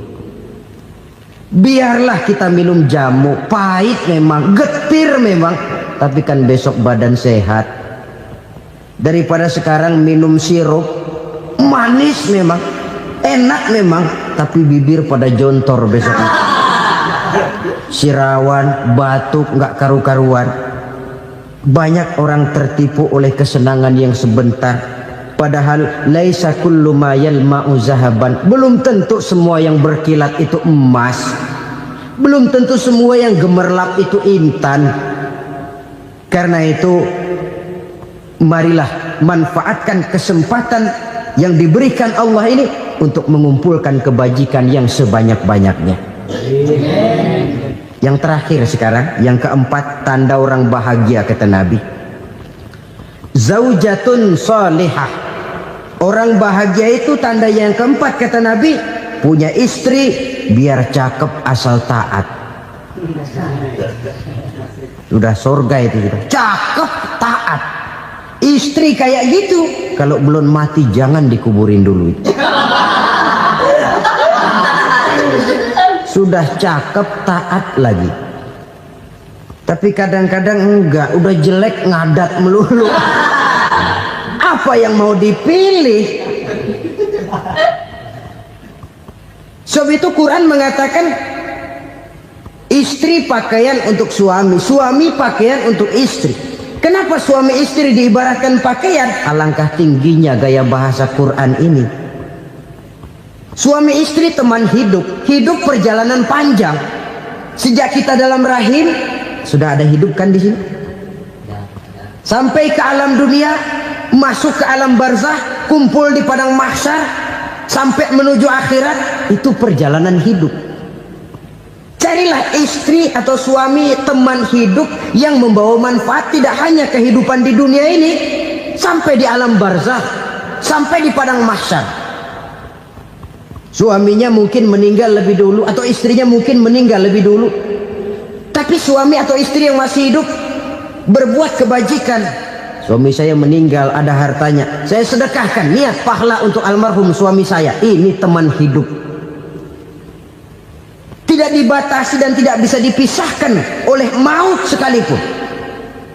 Zohirnya mungkin pisah, badannya mungkin pisah, tapi hatinya, jiwanya, kebersamaannya dalam menghadapi kehidupan. Karena itu, saudara-saudara, bahasa Quran indah. Suami istri diibaratkan seperti pakaian. Apa fungsi pakaian? Pertama, pakaian jadi kebanggaan. Artinya, suami harus menjadi kebanggaan istri, istri harus jadi kebanggaan suami. Yang kedua, pakaian itu kan fungsinya menutup aurat. Artinya sesama suami istri harus saling menjaga kekurangan masing-masing.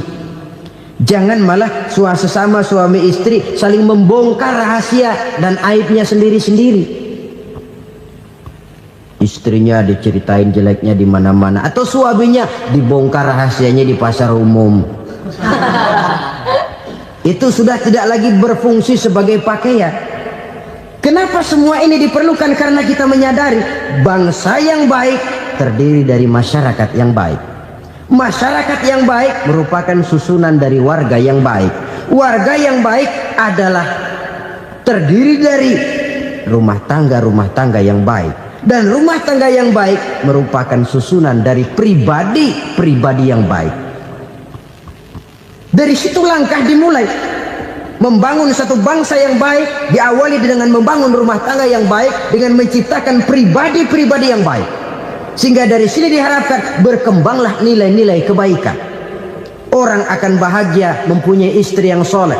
Kenapa? Tidak ada seorang suami bisa sukses jadi apapun dia, apapun profesinya. Dokterkah, kiaikah, mubalikah, petanikah, pengusahakah, pejabat tinggikah. Tidak ada seorang suami yang bisa sukses tanpa peran serta istrinya. Walaupun memang peranan itu tidak begitu kelihatan, tapi sangat menentukan.